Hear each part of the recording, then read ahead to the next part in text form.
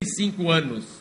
Era como se eu depositasse o meu dinheiro na agência bancária e no dia que eu fosse receber o meu depósito, fazer o meu saque, o banco dissesse: se você não trouxer o recibo, você não recebe o dinheiro que você depositou na sua conta bancária. É mais ou menos parecido, a mesma situação. E nós, em dezembro de 2008, revogamos isto, e aí é o que permite agora, invertendo totalmente essa forma de comprovação. Nós temos uma central 135, essa central, em 2008, recebeu 58 milhões e 200 mil telefonemas. É o maior call center da América Latina. E não tem reclamação. Já observaram? Você tem reclamação do call center, de telefônica, cartão de crédito, banco, mas aqui do INSS, você não tem reclamação. E é o maior call center do Brasil. Este call center foi montado em 2006 e foi se aprimorando, e hoje é o maior call center da América Latina. E as pessoas ligam para 135, nós marcamos o dia e a hora, ele chega e é atendido. Temos ainda alguns problemas de pessoas que vão a nossas agências, principalmente para tirar o simulador de aposentadoria. E nós, a partir de 1º de maio, agora estamos resolvendo isto.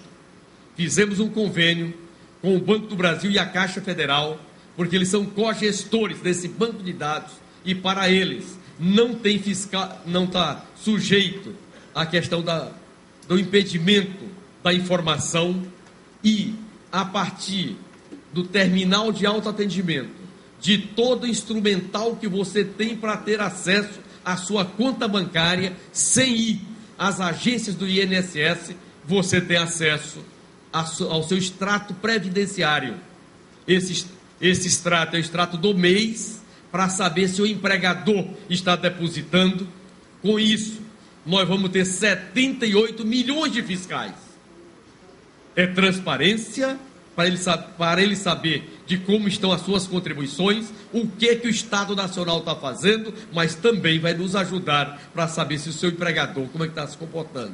E, através de todo o instrumental que você tem acesso à sua conta bancária, você vai ter acesso à sua conta previdenciária, para saber quantos empregos você já teve, se está tudo ali anotado, qual o tempo de contribuição que você já tem, quantos meses, quantos anos, quantos dias, se já pode se aposentar, qual é o valor, e se não pode, o que é que falta. E se tiver alguma falha, a partir do dia 2 de maio, você vai nos mandar esse comprovante, nós vamos anotar, para que no dia que você precisar da aposentadoria, não ter que trazer mais nenhuma preocupação, está tudo prontinho, e isso a partir da rede bancária, sem ter que ir a 1.110 agências que nós temos hoje no Brasil, e nós estamos construindo, nesse 2009, mais 720 agências.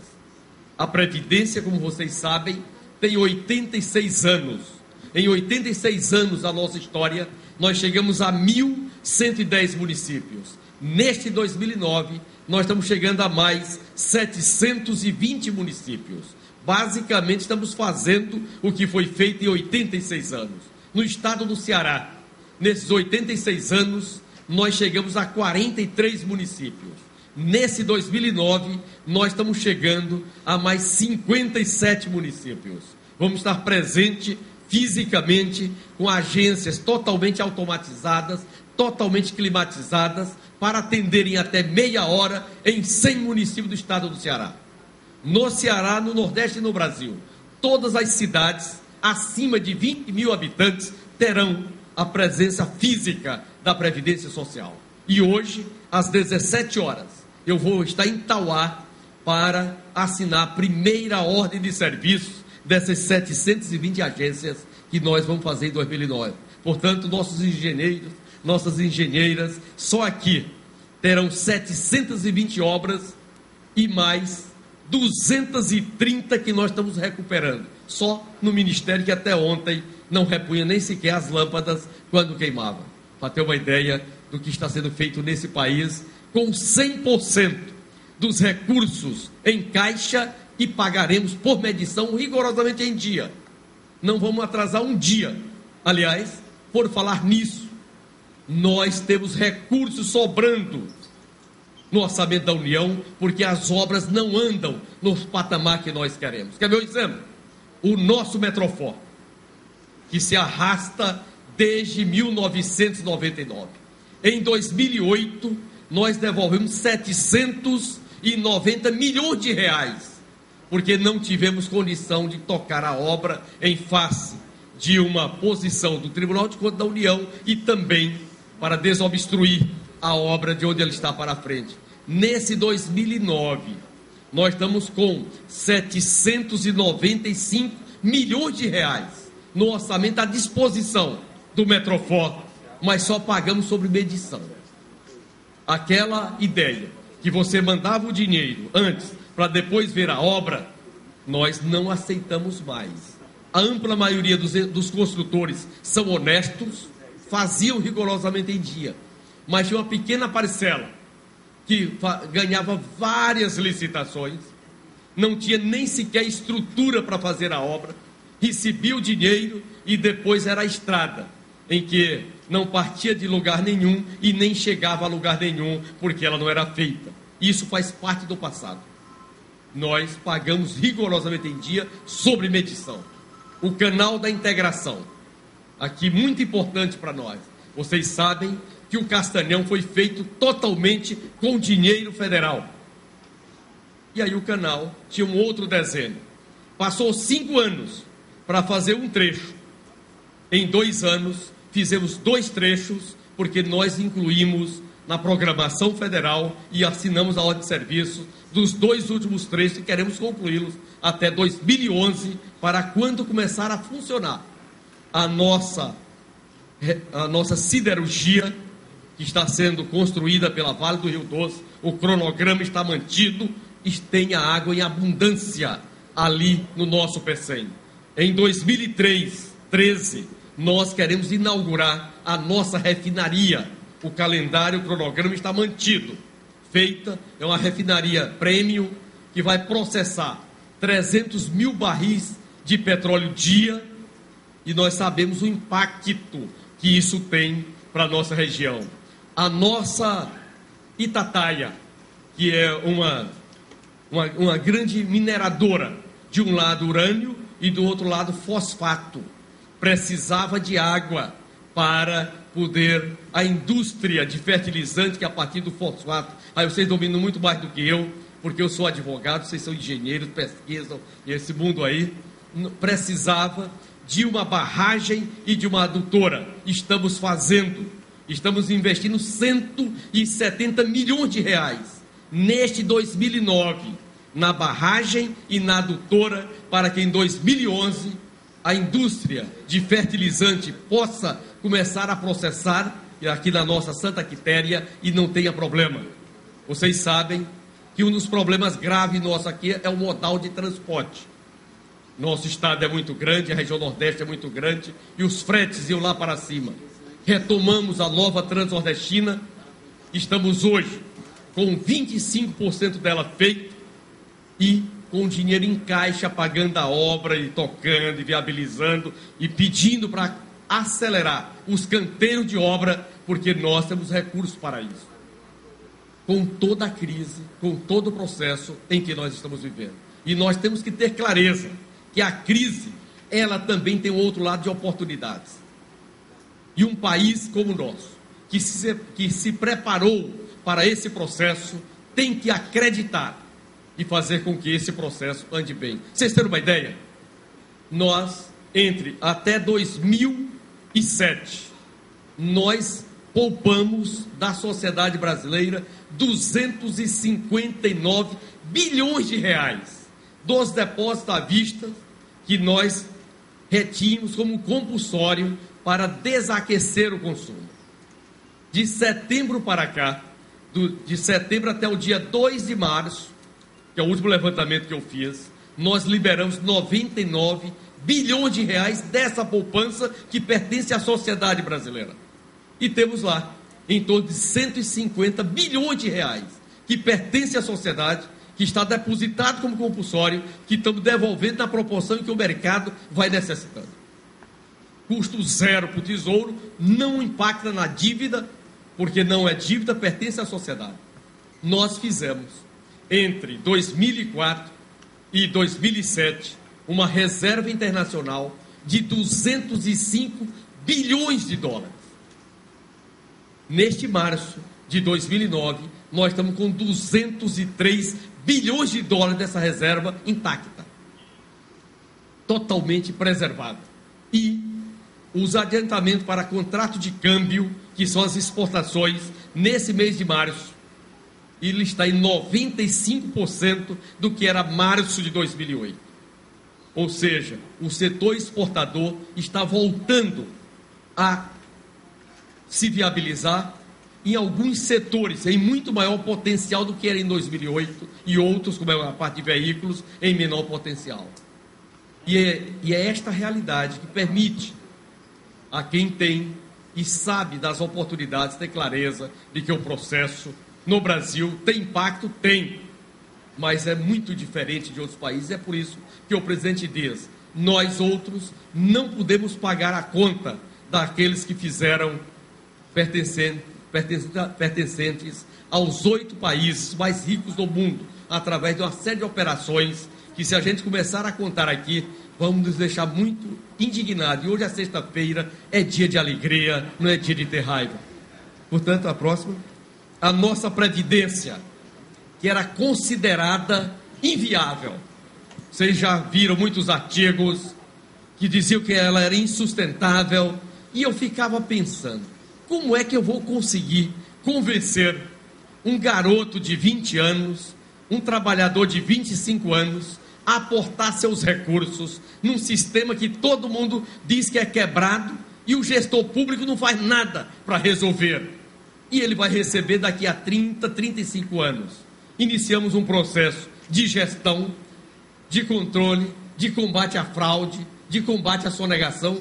Por falar nisso, o símbolo dos sonegadores de tributos no Brasil, que era a Daslu, pegou 94 anos para a gente começar a compreender de que a legislação ela é de 1940. Nem eu era nascido nessa época.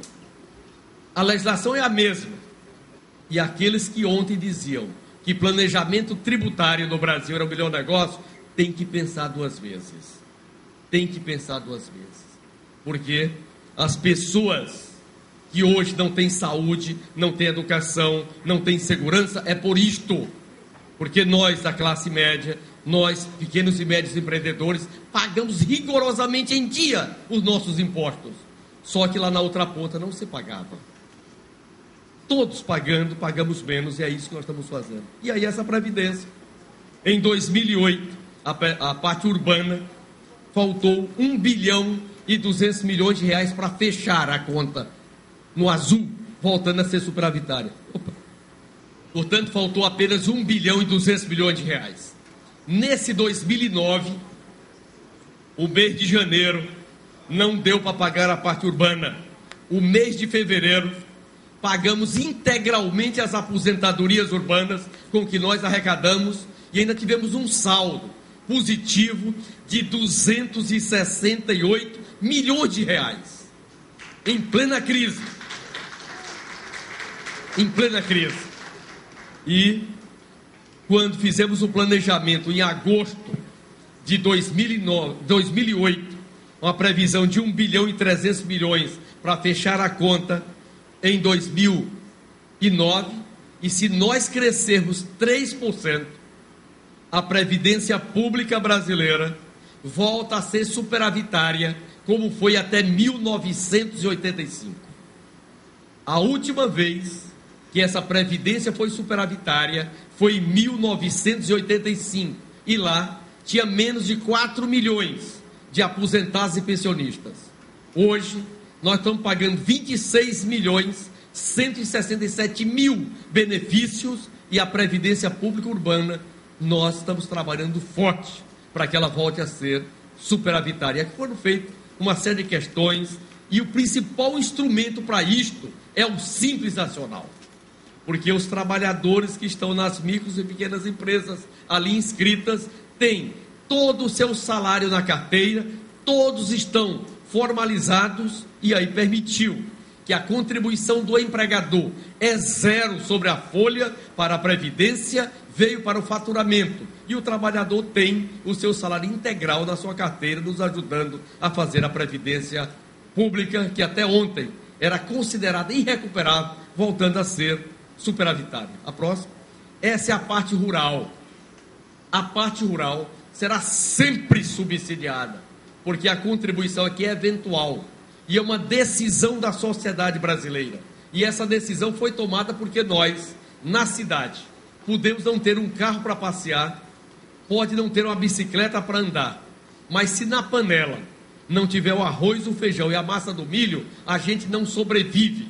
E para que isso aconteça, lá na roça está o nosso irmão e nossa irmã, plantando e colhendo, para dar dignidade à sua família e nos alimentar na cidade, e nós retribuímos para eles, aos 55 anos para a mulher e aos 60 anos para o homem, um salário mínimo para ter uma velhice mais digna. É por isso que aqui é sempre subsidiada, e nós estamos discutindo para que uma parte do pré-sal venha para cá, como acontece na Noruega e tantos outros países que têm um sistema parecido com o nosso. A próxima. Aqui a queda com relação ao PIB, você vem caindo significativamente. Aqui está a urbana e a rural. É basicamente a rural que está aqui. A próxima. Montamos um planejamento estratégico da Previdência até 2015. Concluímos em dezembro de 2008. Essa Previdência, ela tem um planejamento que vai 2009, 10 e 11. O atual plano plurianual. E o outro 12, 13, 14 e 15. Para que a presidenta ou o presidente que tomar posse no dia 1º de junho de 2011 encontre a Previdência planejada como política de Estado. E não aconteça o que acontecia anteriormente. Cada governo tinha que começar pensando o que ia fazer da Previdência. Estamos invertendo totalmente essa forma de administrar, porque ela é incompatível com quem cuida do trabalhador e da sua família. A próxima. Hoje a Previdência é isso. Nós somos gestores de um grande banco de dados e concedemos esses benefícios: aposentadoria por tempo de contribuição, aposentadoria por idade, salário de maternidade, pensão por morte, auxílio reclusão e benefício por incapacidade. Naquele banco de dados lá tem 1 trilhão e 300 bilhões de registros dos vínculos empregatícios e das contribuições de 1976.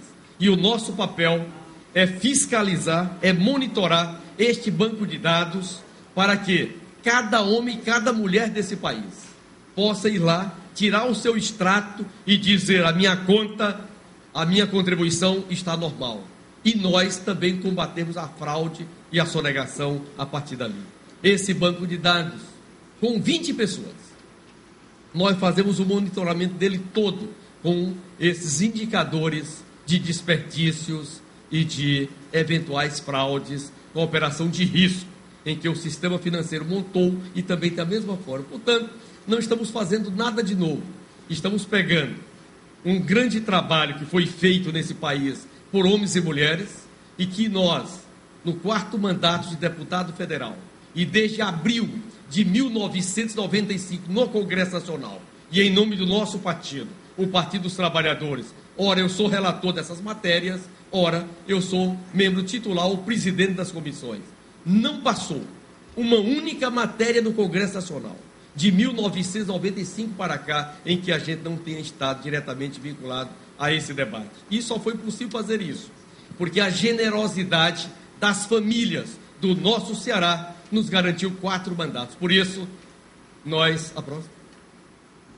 estamos fazendo 86 anos da nossa Previdência Pública, num outro cenário, em que nós queremos dar segurança aos homens e mulheres desse país, que até 2025 a nossa população continuará crescendo. E a partir de 2025, a nossa população vai diminuir, porque nós hoje temos apenas 1,8 filhos por casal, nesse 2009. Em 2025, a nossa previsão é de 1,4 crianças por casal. E com as novas tecnologias, com a saúde pública, com o saneamento básico, com a mudança de hábito, com esse conjunto de atos que a sociedade brasileira tem desenvolvido, a nossa vida está se prolongando. Para o homem que completa 50 anos de idade, em 2025, a sua vida média vai ser 82 anos. E para a mulher que chegar aos 50 anos de idade, em 2025, a sua vida média vai ser de 87 anos de idade. As mulheres vivem 5 anos em média mais do que o homem. E Deus fez isso por ter clareza de que elas precisam cuidar melhor de nós. Por isso a gente trabalha para ajudar. Gente, um bom dia, um grande abraço.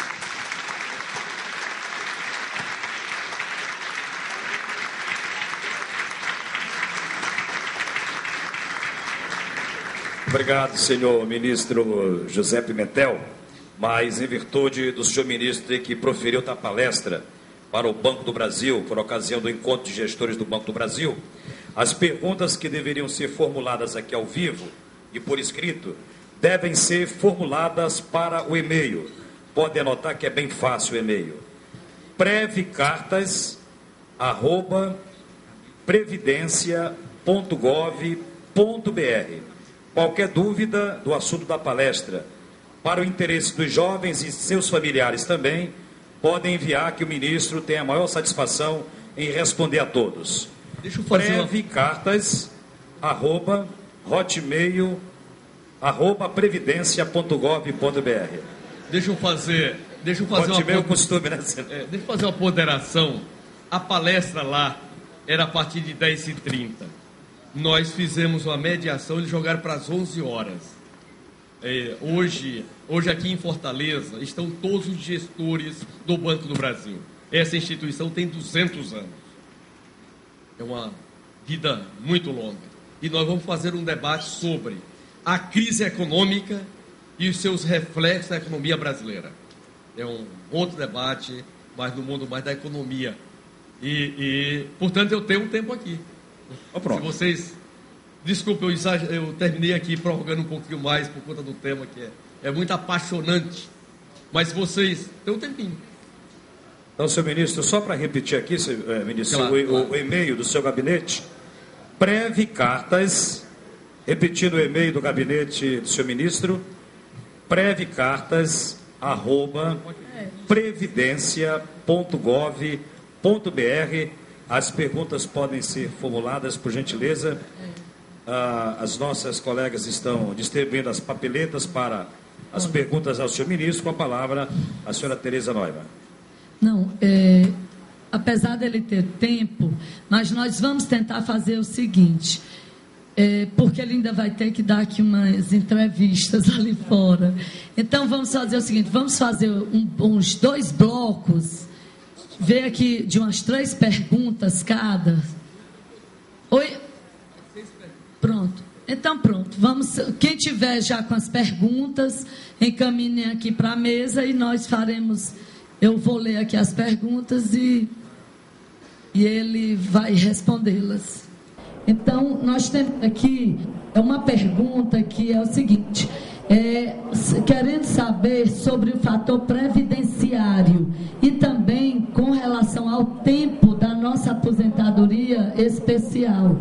Qual o tempo que tempo nós vamos ter para consegui-la? Esse outro aqui diz... Deixa eu ver se a gente consegue. É visto que a população brasileira está com uma expectativa de vida cada vez maior. Com o tempo, a maior parte da população será idosa. Quem irá manter a Previdência? Como o Brasil vai se proteger para não pagar a conta dessa crise? O que a Previdência faz com o saldo em que ele é aplicado, onde ele é investido. Ministro, qual a estratégia para multinacionais que atrasam a Previdência, como a Vale? Pronto. E aqui dentro da questão da concessão da aposentadoria especial, né? O que está sendo feito para agilizar? Então é a mesma coisa. Porque as cooperativas são tão perseguidas pelo governo, sendo a única saída para tal empregabilidade. Então, aqui a última, pelo menos para o ministro responder, como é visto o benefício pago ao aposentado, que hoje existe uma visão que, sendo entendida como provento, no seu entendimento, o aposentado recebe provento ou benefício. O funcionário a se aposentar era obrigado a deixar a empresa pública, abrindo vaga para outros. Hoje permanecem no emprego. Isso não é fator de prejuízo para o desemprego?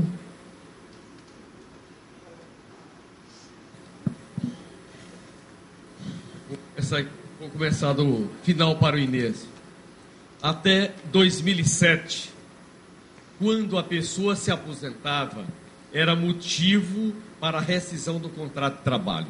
Ou seja, ele se aposentava e abria a vaga para um outro trabalhador. Em 2007, o Supremo Tribunal Federal proferiu uma decisão dizendo que a pessoa, ao se aposentar, não rescinde o contrato de trabalho. Ele pode continuar na mesma empresa. Hoje, nós temos 75, aliás, em dezembro de 2008, nós temos 75 mil aposentados nas 300 maiores empresas brasileiras nesta situação. E esse processo tem evitado a oferta de novos empregos, de concurso público e principalmente onde nós temos os maiores salários. Essa é uma matéria que a sociedade brasileira está começando a discutir e nós precisamos construir uma saída. É uma decisão do Supremo não se discute, você cumpre. E se não concorda, você modifica a legislação. Mas um fato é que já temos 75 mil trabalhadores nesta situação. O maior deles é os Correios, o segundo é a Caixa Federal, o terceiro é o Banco do Brasil, e aí entra o Banco Itaú. E aí você tem os 300 maiores. Nós fizemos um levantamento e dia 7 de abril, na parte da manhã, nós estaremos... Não, na parte da tarde, 14h30, né? Nós estaremos na Comissão de Finanças e Tributação da Câmara Federal fazendo esse debate para gerar emprego. Benefício de aposentadoria versus reajustes e paridade. O Brasil, ele montou um sistema de previdência no regime geral. Ele tem constituído duas grandes faixas. Você tem a primeira faixa, que é geral para toda a sociedade, que vai até 10 maior valor de referência. Tem um piso de um salário mínimo e um teto, que é de R$ 3.218,90. A partir daí, você tem a previdência complementar, que tem regra diferente de reajuste. E aqui, em dezembro de 2006, foi feito um acordo entre o Executivo, as centrais sindicais e as entidades dos aposentados, de que até 2011, o reajuste do mínimo é a inflação do ano anterior, acrescido do PIB de 2 anos anteriores, do Produto Interno Bruto, como ganho real. Essa política já permitiu um reajuste de 48% de ganho real, ao mínimo. E também a sua antecipação, um mês a cada ano, de maneira que em 2010 ele vem para janeiro. Por que isso? Era feita a definição em dezembro e o pagamento só se dava em maio. Aí nesse período tinha um aumento de preços e corroía a massa salarial. Nessa mesma tratativa, ficou acertado de que os benefícios acima do mínimo seria zerado o INPC de 1991 para cá, e a partir dali, até 2011, será reajustado pelo INPC, que é o Índice Nacional de Preço ao Consumidor, que mede a inflação para as famílias que têm renda de até 7 salários mínimos. E nós pagamos rigorosamente em dia isso. Nós pegamos a inflação de 1991 para cá, zeramos, e estamos pagando o INPC, que nesse fevereiro foi de 5,92%. O que os trabalhadores estão pedindo aos aposentados é ganho real. E é esse o debate que nós estamos fazendo com o Congresso Nacional, para ver qual deve ser esse ganho real e como deve ser processado. Cooperativas de mão de obra, porque que o Estado exige que ela assine a carteira das pessoas, porque se não assinar não tem aposentadoria. E as pessoas têm um salário maior entre 30 e 50 anos de idade. Se elas trabalharem nas cooperativas de mão de obra e não tiver a carteira assinada, essas pessoas não vão se aposentar nunca. E não tenha dúvida, faz parte do ciclo da vida. A vida é como a árvore. A semente germina, a gente germina. A semente nasce, nós nascemos. A árvore cresce, nós crescemos. Produz frutos, nós temos nossa família. E abre espaço para outra árvore. Esse é o ciclo da vida. E quando deixa de produzir, quando chega na terceira idade, nós precisamos de ter uma proteção. E se as cooperativas não assinam